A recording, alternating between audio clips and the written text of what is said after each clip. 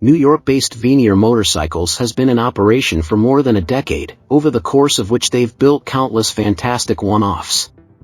The shop was founded in 2012 by Stefano Venier, who is now joined by a team of talented artisans in his bike modding endeavors.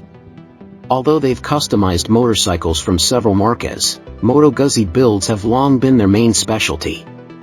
Over the years, Stefano and his crew have worked their magic on vintage and modern Guzzis alike, never failing to deliver something extraordinary. Venier's signature style is all about minimalism, rad yet understated color schemes, and groovy neo-retro vibes. These traits are in full bloom on the elegant one-off we'll be looking at today, dubbed the VX Falcone and based on one of the more unusual Moto Guzzi machines out there.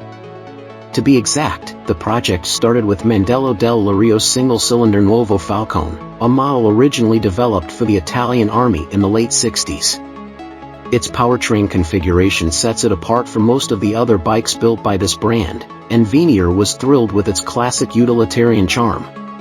As a concept, they imagined what the Falcone would look like if it were released in the modern age. The actual donor was a great find, because it was in great shape and showed a mere 700 kilometers, 435 miles, on the clock. Still, the motorcycle was about half a century old when it came into the shop's possession, so it did require a good bit of TLC to get it nicely freshened up.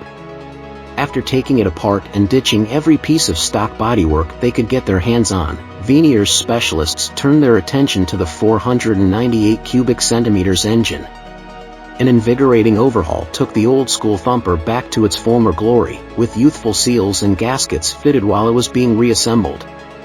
The carb has also been refurbished for good measure, subsequently gaining a high-grade aftermarket pod filter to aid with airflow. Moreover, Moto supplied a ceramic-coated exhaust system to replace the factory pipework. It ends in a single reverse megaphone muffler low down on the right-hand side, running nice and close to the frame tubing as it works its way back. The electronics were all refreshed and linked to a new wiring harness, along with an electric-started motor for added convenience. Next, Stefano and his team moved on to the structural side of things. Starting with a bit of frame surgery, they got rid of any redundant tabs and brackets before shortening the subframe. The rear skeleton is now perched on aftermarket shock absorbers, but the Nuovo Falcone's original forks are still in play. Venier also kept the standard wheels and drum brakes, simply getting them revamped just like the suspension goodies found at the front. Both rims were cloaked in retro-style Metzeler Perfect Me 77 rubber, offering a nice mixture of vintage looks and modern performance. The real standout feature on the VX Falcone is the custom bodywork, though, and that's precisely what we're going to examine next. Aluminum was the workshop's material of choice, used for the fabrication of a full one-off attire that's as handsome as they come. Right in the center, there is a sizable fuel tank whose silhouette somewhat resembles that of a Yamaha SR400's unit from the sides. It comes with curvy knee indentations, though, and a plain filler cap can also be spotted up top and close to the cockpit. Right behind the bespoke alloy gas tank is a replacement seat pan, supporting a scrambler-style saddle upholstered in faux leather. This material is more durable than the real deal, which is why it was chosen in its stead.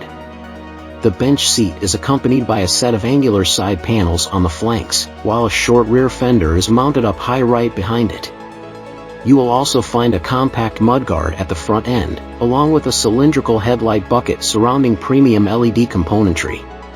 Discreet but bright aftermarket turn signals are attached to the fork sleeves and complemented by a similar pair at the back. Rear end lighting is finished off with an LED taillight that lives in between the seat and fender. In the central part of the cockpit, the VX Falcone wears an aluminum dashboard panel with bare-bones instrumentation and integrated warning lights. A dirt bike's repurposed handlebar is present in that area, as well, wearing the stock levers and switches besides some rubber grips from Biltwell. Before calling it a day, Venier had one more thing to take care of, that being the Guzzi's color scheme.